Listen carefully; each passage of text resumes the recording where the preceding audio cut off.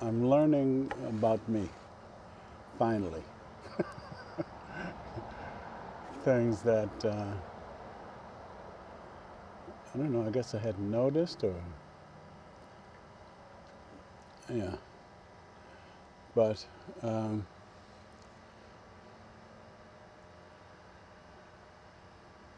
I hardly ever ask for more. Whatever's going on, I may like or not, but I hardly ever ask for more for me, somehow. I never ask for a raise, you know. Yeah.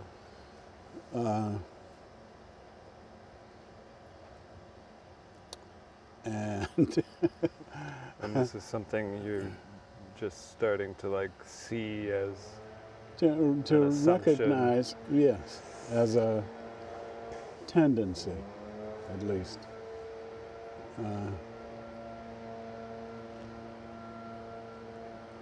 Probably need to make sure to speak extra loud with these leaf blowers. They're Yeah. almost done, I think.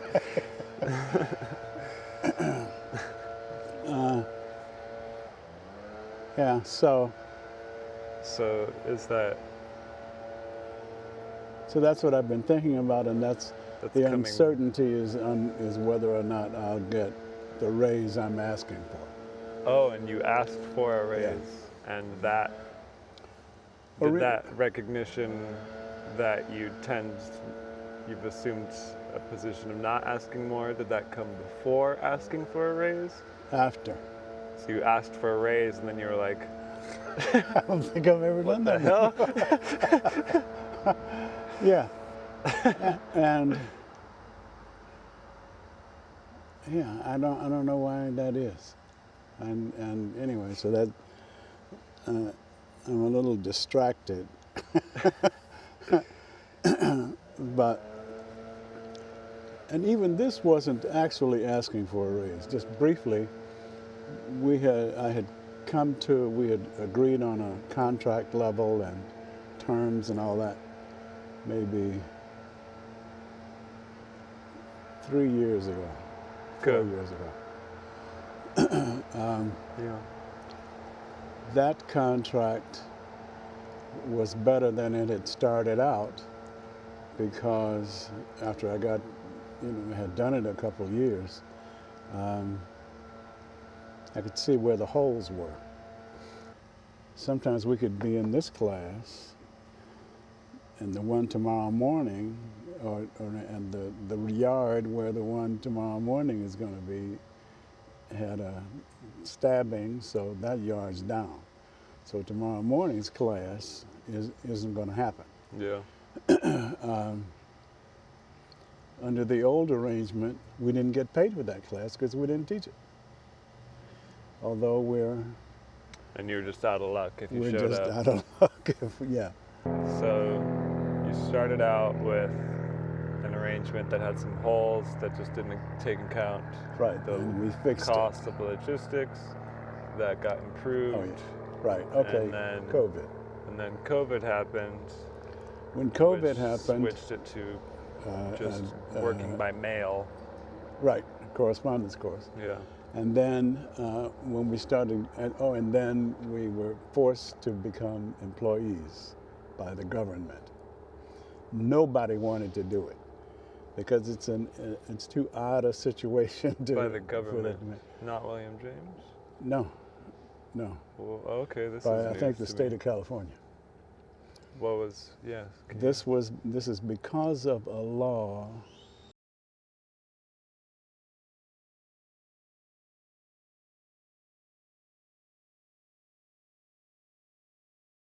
So, all that was kind of messy for me, and so it was even this messier for them. that Uber-based bill, the drive, the chauffeur economy. Right. That bill that was on behalf of it shoved a bunch of contractors into that. I'm sure it did, yeah. Is that what happened? Apparently. Sounds like.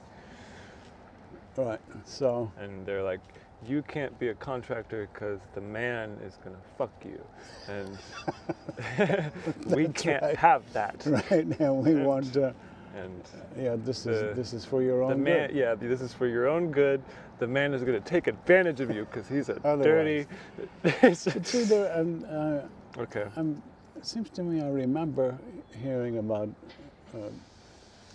that population, that demographic, that Uber bunch.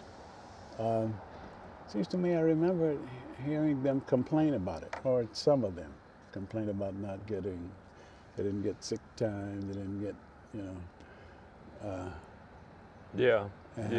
And so that was part of the reasoning that this is good for you. This will help you. So if you get sick, they'll have to pay you. Now the rate is, very low. You have to be there a long time before you can get a whole day. But that's the deal. Mm-hmm. So I wanna hear. I'm gonna shunt things. I wanna hear about this experience you had of. So you asked for this raise. Yes. And then had this experience of like that of strangeness, like of even having done so and being like, whoa, I don't know if I've ever done that. Yeah. Yeah, can you say more about that? Like, that feels like a. I'm sure it is, which is why I'm distracted. Yeah. Insight to me. Yeah. Let's see.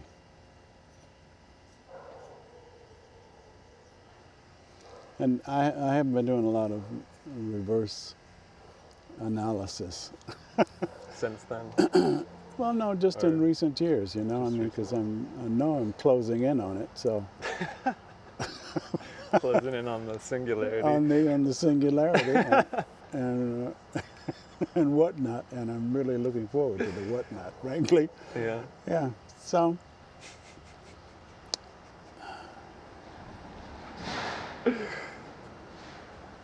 I was.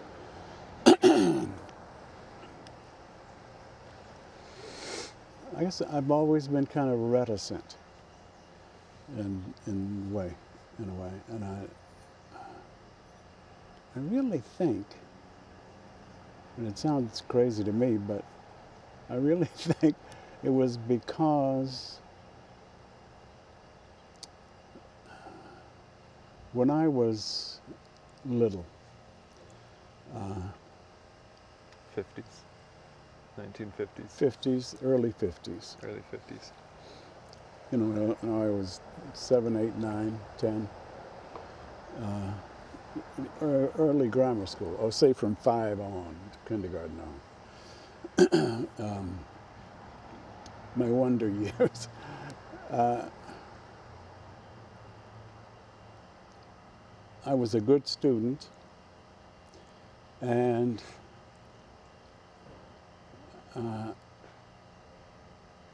I always heard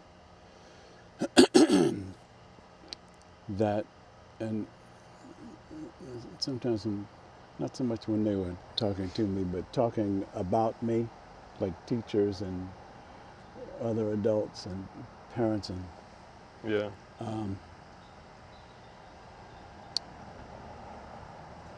The theme was how smart I was.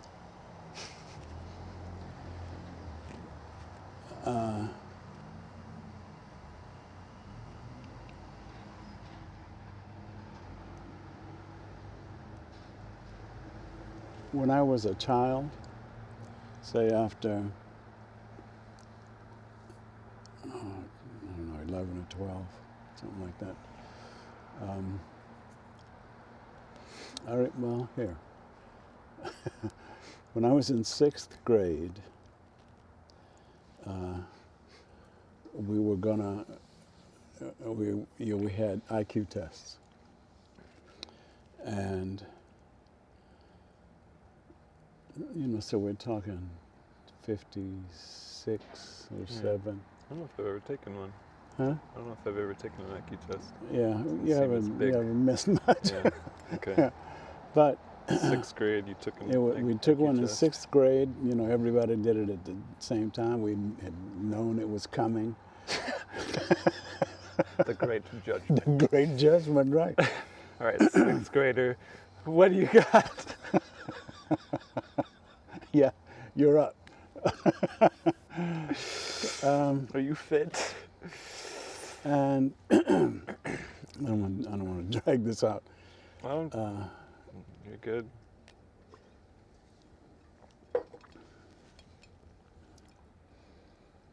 So there was a lot of anticipation. Yeah. We were, hyped. Yeah. There was. Were you nervous?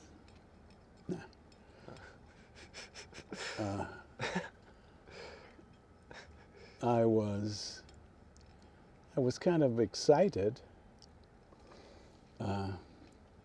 because it was going to be definitive.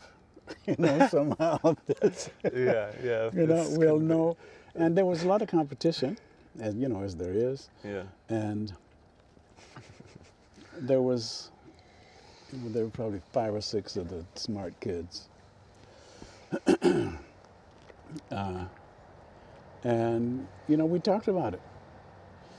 And on the way to it, leading up to it. Yeah, leading up to it.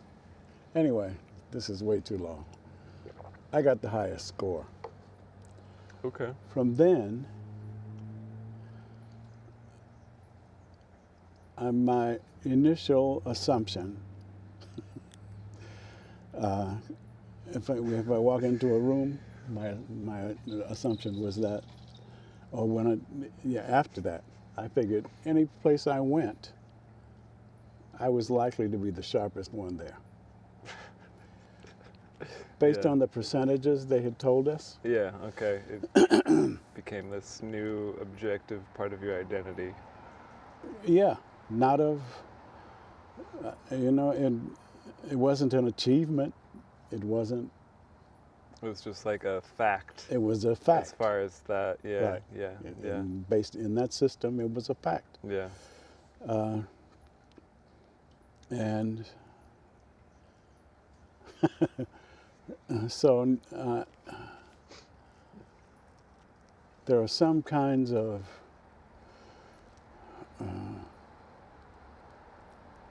apprehensions and uncertainties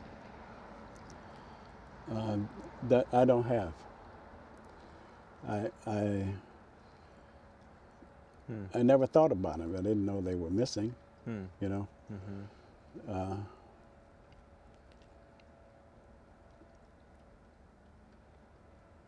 And it's a lot to think about at this stage. And to account for how that has warped my life. like this. Because first I know that what I got on that test, Yeah. it was just nothing. It didn't mean anything. Doesn't mean anything. Sure. That's in your broader view now as a wiser man. You can see Right. the many forms of intelligence. Yes, and worth, and So you don't talent. You don't value that as highly. No. But at the time, it was the heavens opened up or something, like you had been anointed as like a blessed. Yeah, but by then it was confirmed. Yeah. Okay. Over here. Okay. Yeah, it's. And so now you're kind of just. You've been beginning to explore like how had that conviction and just kind of core belief about who you were and who you are has set the course of your life? Right. And And in part, I think it's why I hadn't, I tend not to ask for more. Because I figure I have enough. I don't, but that I think that was part of my that's interesting. assumption that you got yours now. Yeah, something like that. This is new. Yeah. You could stand some copy editing, I suppose.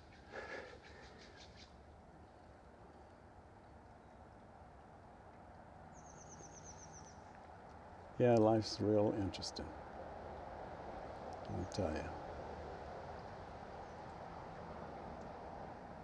So you felt like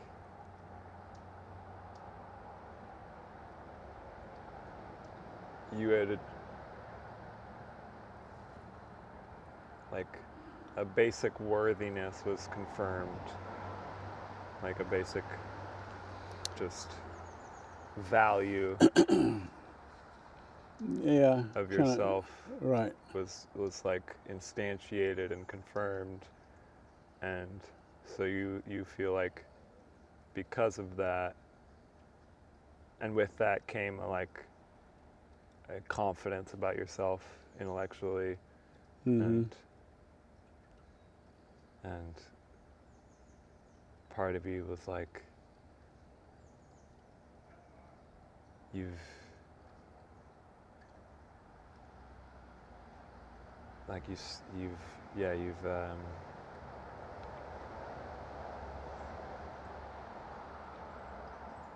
what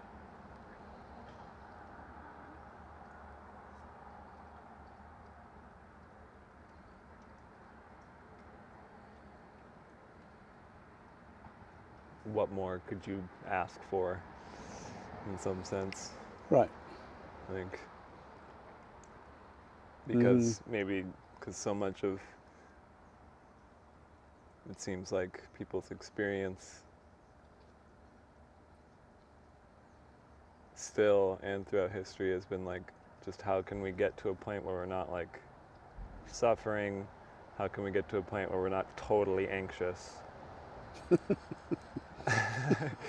And you at an early age like kind of were beyond a certain level of anxiety, so you had kind of won a certain, you were already past a certain point of what, like, at least in that goal of things, like there was some fundamental anxieties that weren't just there. Right. And so so you're saying maybe that hasn't, you haven't been as driven by anxieties Right. and like angst Yeah. as some Yeah, are. I have plenty of angst, but it's not in that quadrant. Not that kind. Yeah. Yeah.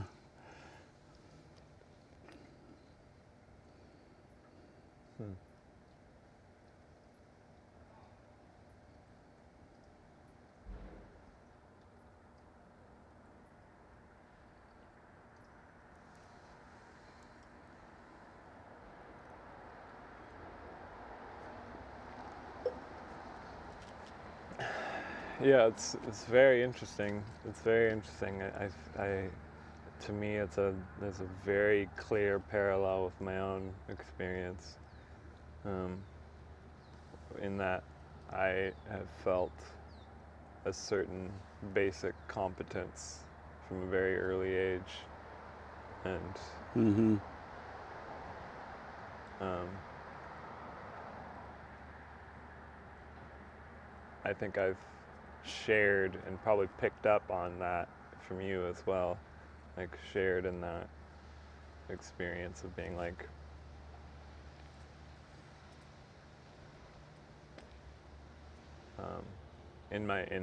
in my own way of like, well, in the like critical context, it's like resting on one's laurels.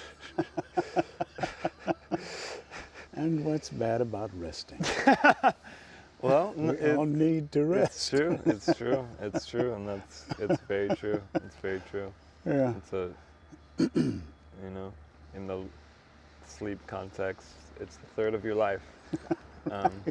Right. Yeah, it's very true. But taken to an extreme,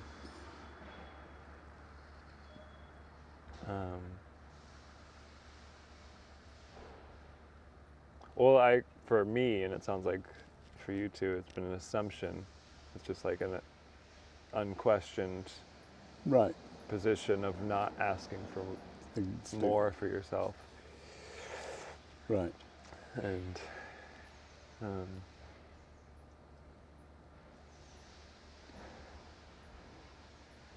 And sometimes I get more, but somebody has to give it to me. I don't demand it or initiate that, that increase. Yeah. I guess. But I do now. But you are now. Yeah, that's the the main really thing. interesting part of it. Yeah, I'm trying to more now too. I think I've been a little more bent towards asking for more myself and had a little more hunger, it sounds like. Yeah. So it's interesting to see. But having my own way, I'm going through a process of trying to understand my own reticence. Yes. And Me too. question it. Because I don't think not asking for more is a virtuous thing. And in my experience, it's actually motivated by like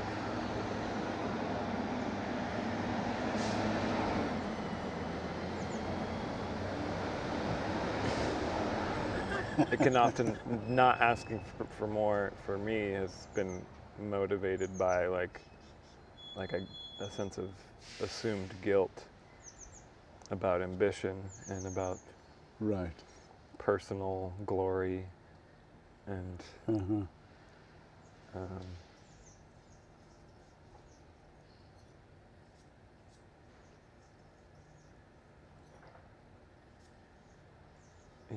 and just personal exaltation. I know. Just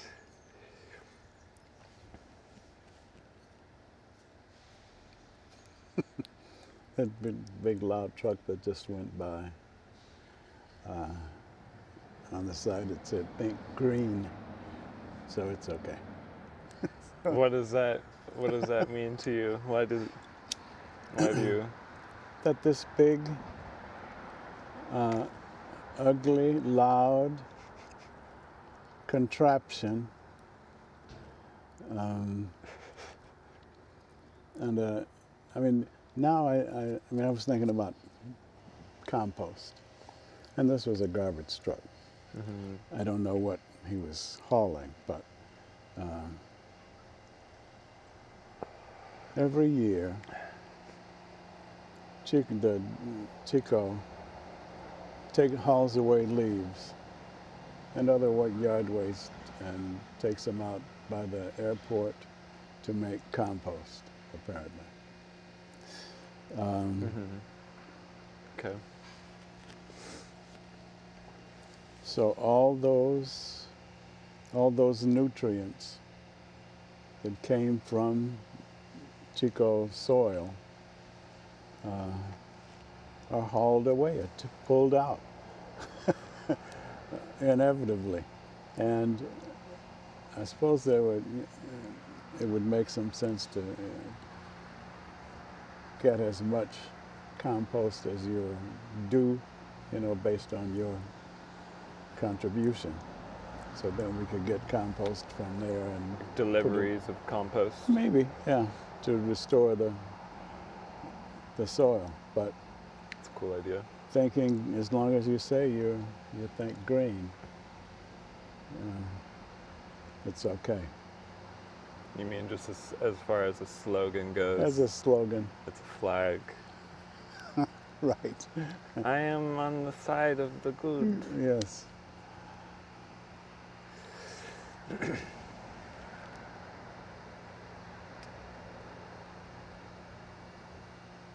My first thought in terms of significance of a big, loud, fucking monster of a truck being associated with thinking green is like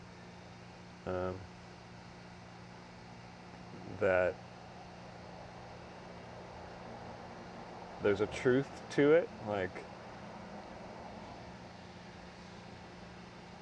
thinking like nature is like beastly and messy right, and uncivilized. and yeah, in the classical definition of that word, yeah, uncivilized, and shit's dying all the time and decomposing and it smells and Right. everybody's eating everybody and yeah, there's a beastliness to green reality.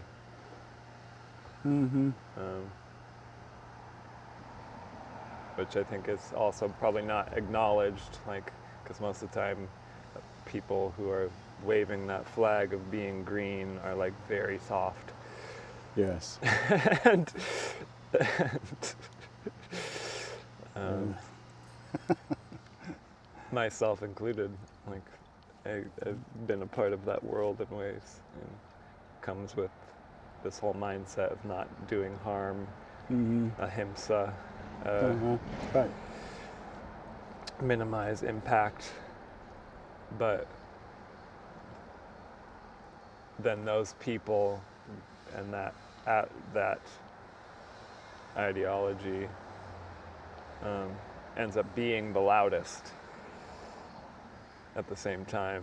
And I'm just seeing this. I don't think that's a coincidence. I don't think that's just a coincidence. Like,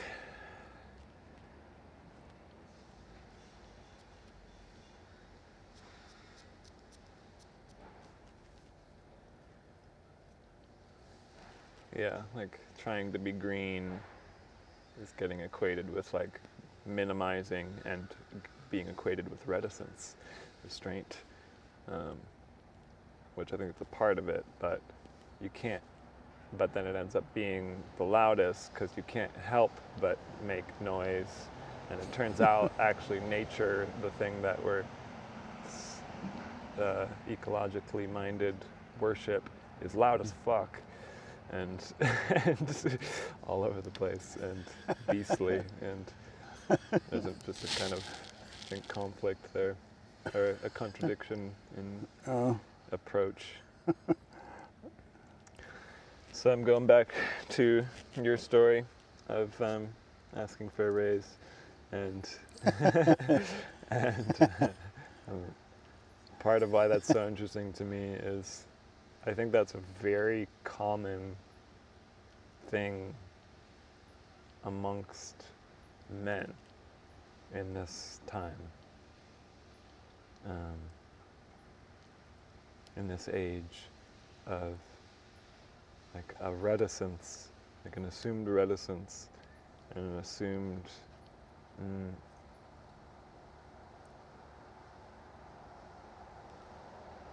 like ambition, asking for more, is associated with toxic masculinity.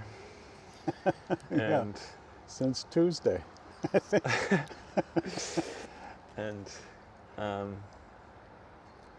and associated with like that which destroys the world. Yes. Um, and uh, and so why? So yeah, that's just very feels very striking and relevant, certainly to me, and I think to a lot of men. Because in my experience, me not asking for more is actually what, like if I'm not asking for more in my own life, I can see I end up stagnating and making things worse. And it's actually the other way around. Mm-hmm. It's like to the extent of my ambition kind of determines the quality of my life, the quality of my relationships, quality of how engaged and present I am and invested. And That's a good thing to know. yeah. So moving on here. Did you have any questions for me? In this. Where do you see yourself in 5 years? Okay.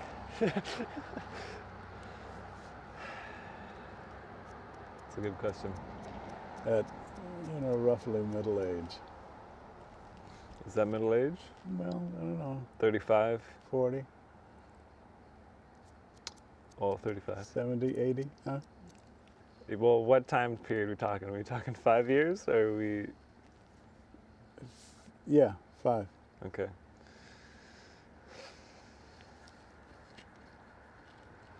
Well. Or even better, where do you see yourself next year? Next year?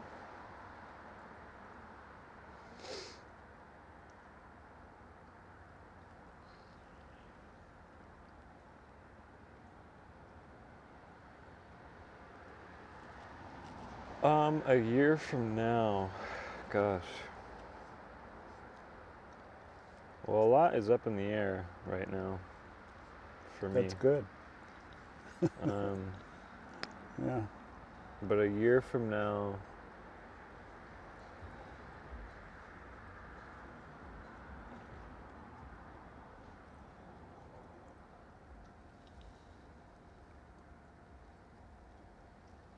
I would like to be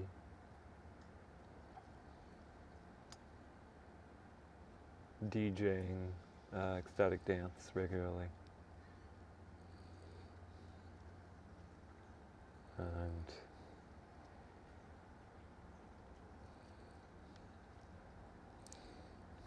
5 years from now, I'd like that to be really instantiated and stable. Yeah, so a year from now, I'd like to be DJing. Okay. I'd like to be DJing regularly. I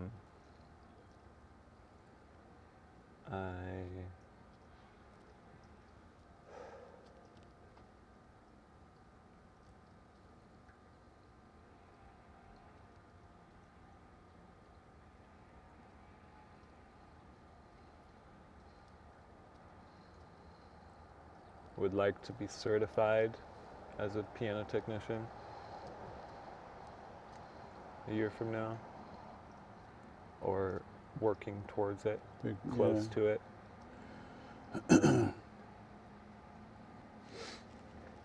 Um,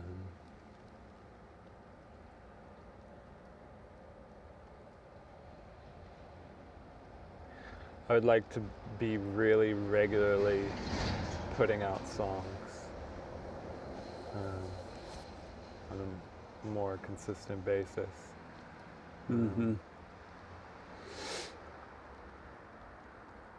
Yeah, I'd really like to have a strong workflow that I'm really enjoying. In 5 years, I'd like to have a really clear momentum of building out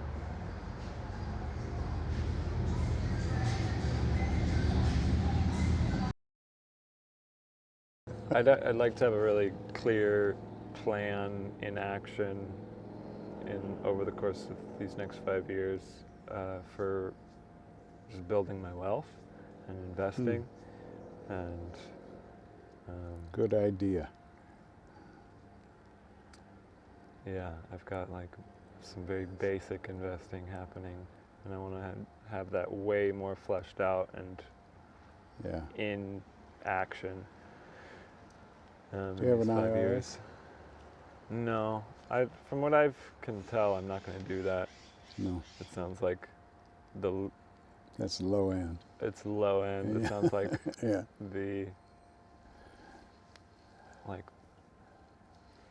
The minimal amount of money one could make right. investing. Right. Yeah, I'd like something more active. It's good. It's very good. I'm sure that's better than I could ever have done. Ever in life. Yeah.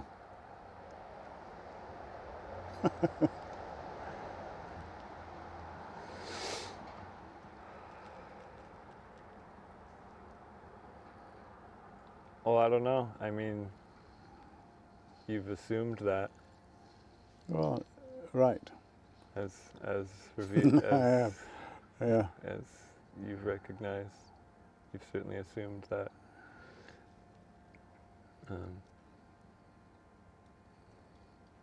But yeah, that's the idea. Is That's good.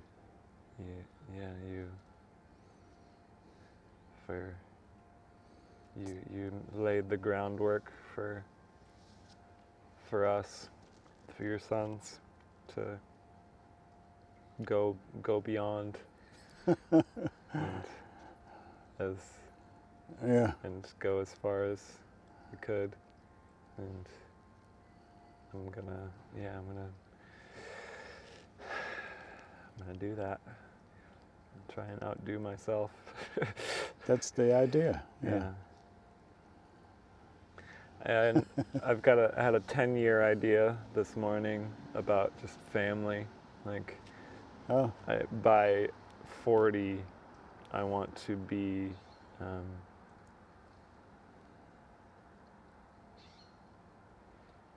ready for family. Like, it could happen before that, but I want it to be by 40. And why financially. 40? Just imagining 10 years from now, like. That's enough time. Well, I would be able to get a lot done and like build up wealth and a wealth and a self, and momentum that could really sustain a family. I think, I could very much do that within 10 years, but it could even be sooner than that, really, if given the right situation.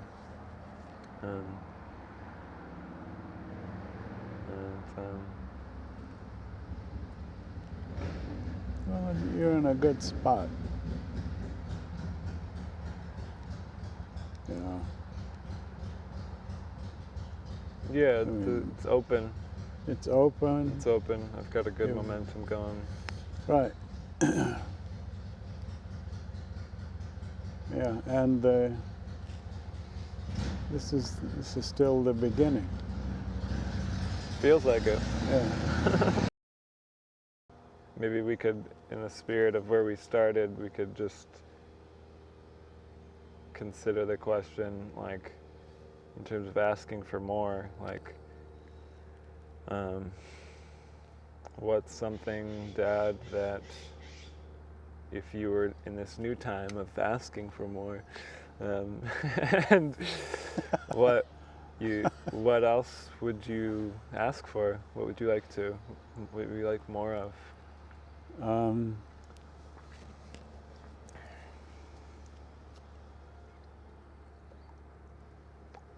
legacy, physical and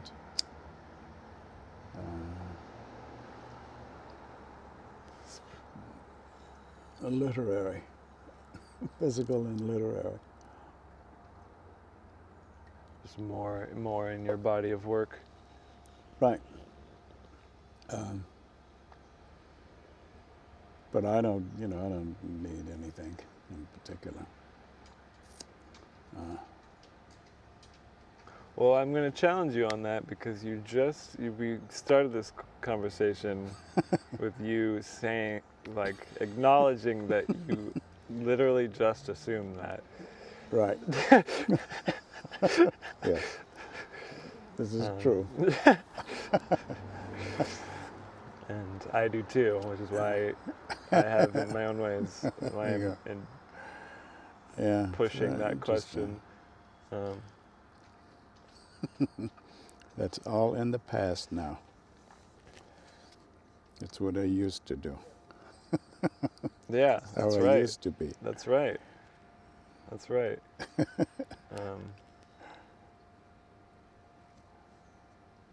Yeah, and as far as you saying you're like excited for the what else in the afterlife, like if what they say is true,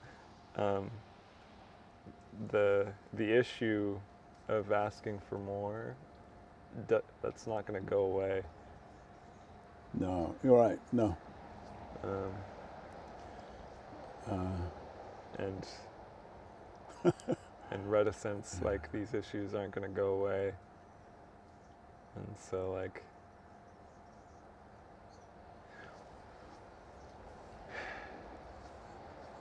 yeah, that was the old way. This is the new way. This is the new way. This is the new way. The APPs ask for more.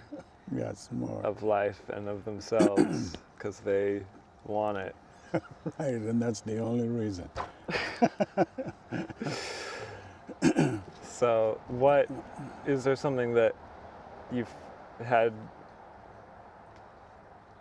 What would you want to write? Has there been something on your mind, or something you've always?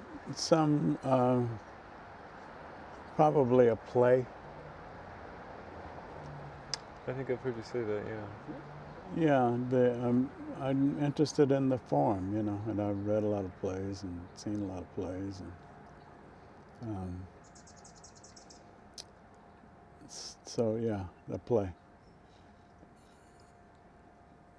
and the occasional rant, I guess, but mostly that's really what I've been thinking about, or maybe a screenplay. I like that form too. That's cool. But something like that, yeah. Yeah, that's cool. Do you have any thoughts about subject matter, like things? No. Just more generally. Just generally, like and it's just the forms interest me. That's really what it is. But I don't have a story. Yeah. Although I'm Not beginning yet. to see what a story might comprise, but I'm not there yet.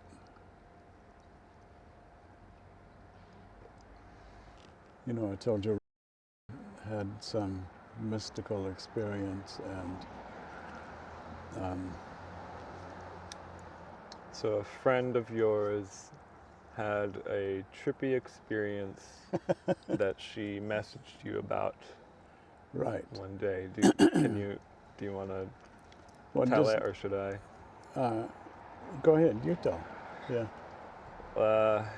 This friend of yours messaged you saying that one morning, saying that Janice, matron Porter, reached out to her psychically Mm-hmm. from the afterworld, saying that she's watching over us, kind of particularly right now, and is like sending, like, loving on us, Mm-hmm. and um,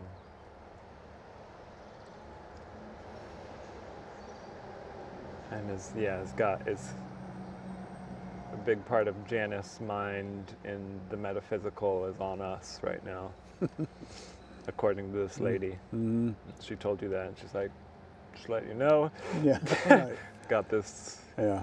psychic email from Janice that she wanted me to forward to you, and Yeah. so yeah. Given that, what made you bring that up? She said that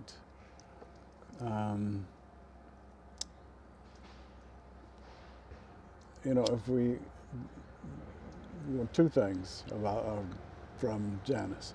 One, that if I found a medium, she would, we could be Right. in contact. Right. And the other was that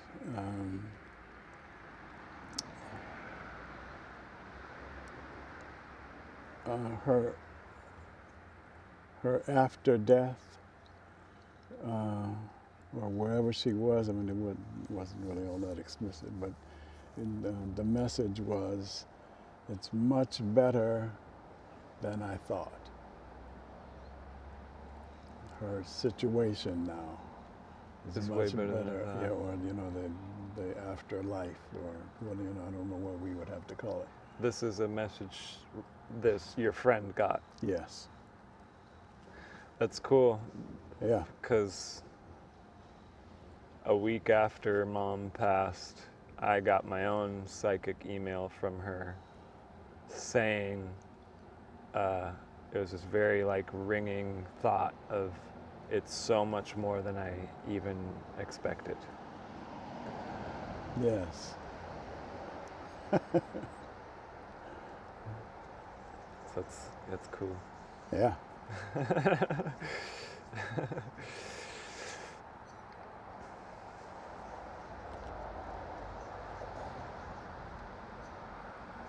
So that's my contribution. I think if I were to, and asking for more myself, there's a lot, but I want a few specific things. I want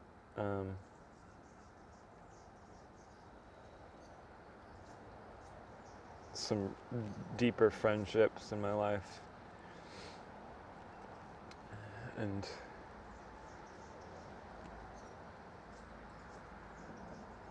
just a better social life.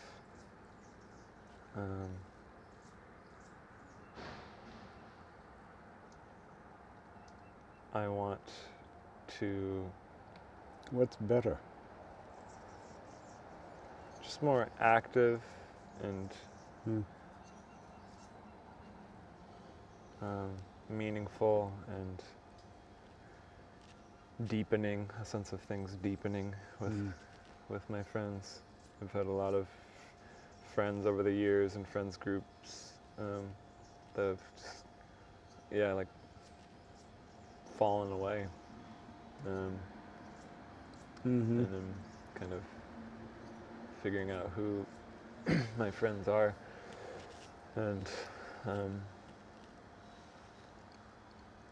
suppose, yeah, as my sense of time begins to open up more, I'm feeling that craving for just deep friendships and deep relationships.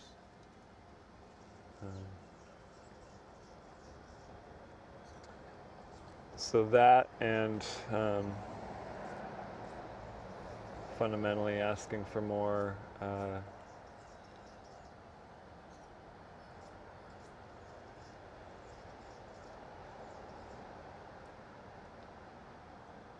want to be a better musician. I want to be a better songwriter. I want to really be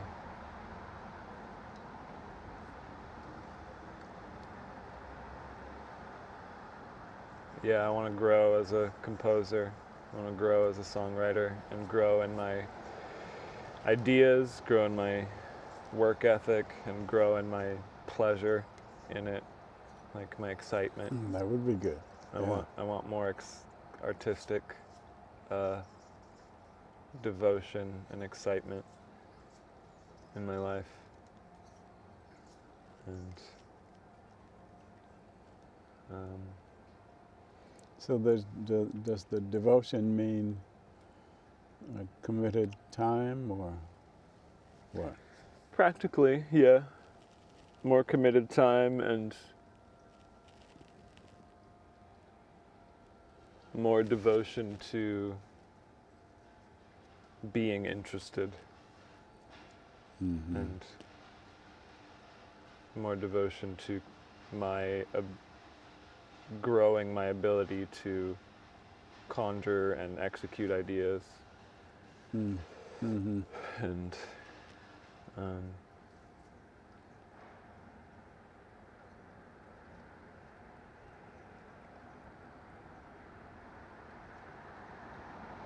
really manifest myself more as an artist. Like I was thinking this morning, as far as my own kind of assumed level of not asking why, I was remembering an experience in which I was on LSD, and I had this moment towards the end of the night where I was like speaking to someone, like it was this moment of it coming up very much like I was discovering it as I was saying, like the idea of what if I could be the greatest songwriter in the world. Oh. And I was just remembering that and how good it felt to say in the moment, but also how like shy I felt about saying it. And just noticing that part of myself that like I do feel shy about that, and there's a part of me that is, when thinking about it, has a reaction of like, oh, like I couldn't do that, like just an assumed like who, me? Like I couldn't. A little old me, yeah. I couldn't do that. Like I can't really do that. And I was just remembering that today and being like, just touched by that moment and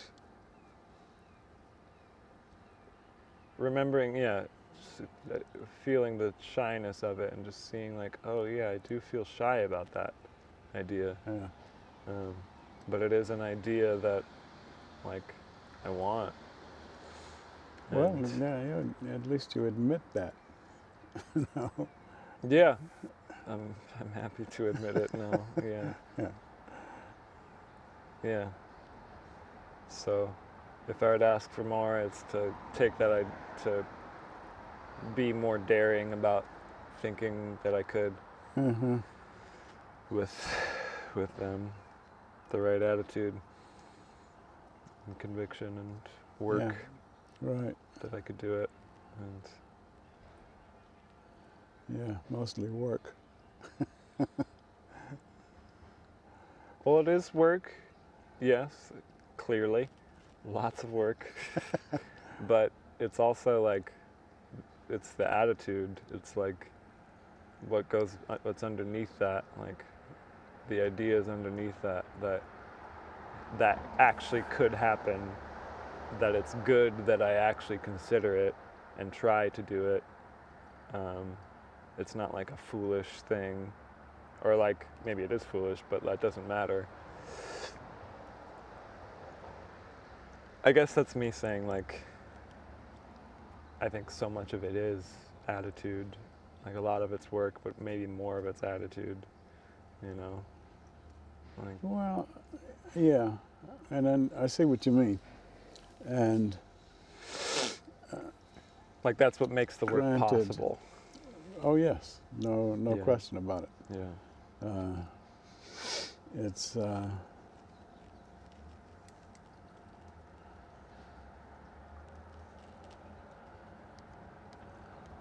right. Yeah, it's partly all that mental stuff, having no result, no physical result, and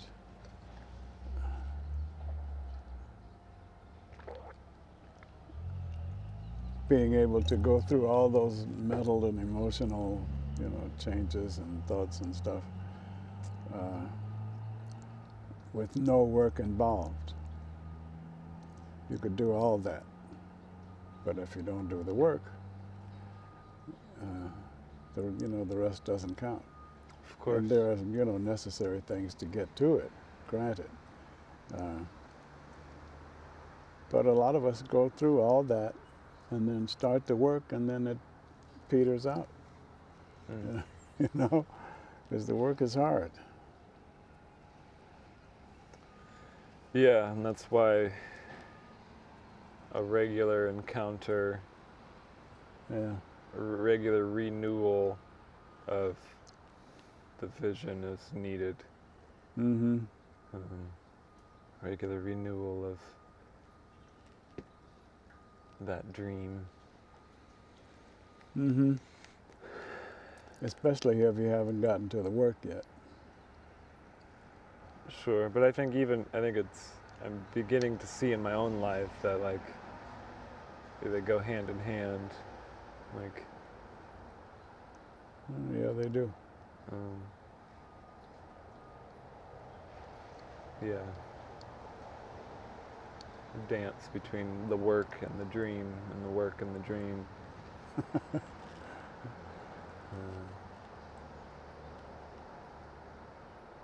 And personally, why I'm focused on the dream part is that's just what's been needed for me to work at all. Mm-hmm.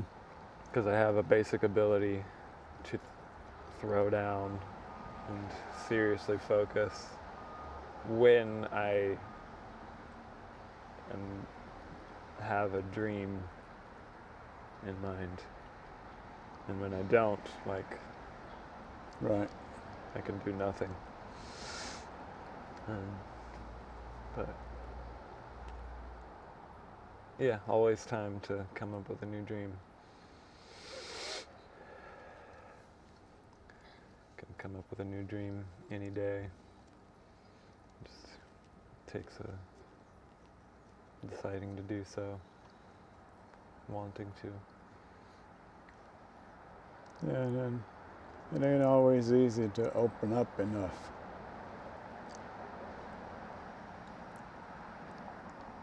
What do you mean? I mean, to open up our mind and heart to a really new experience.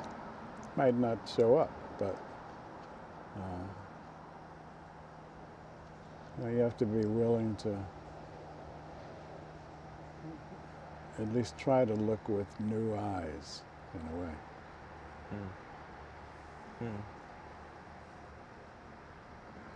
Yeah, that's a good way to put that.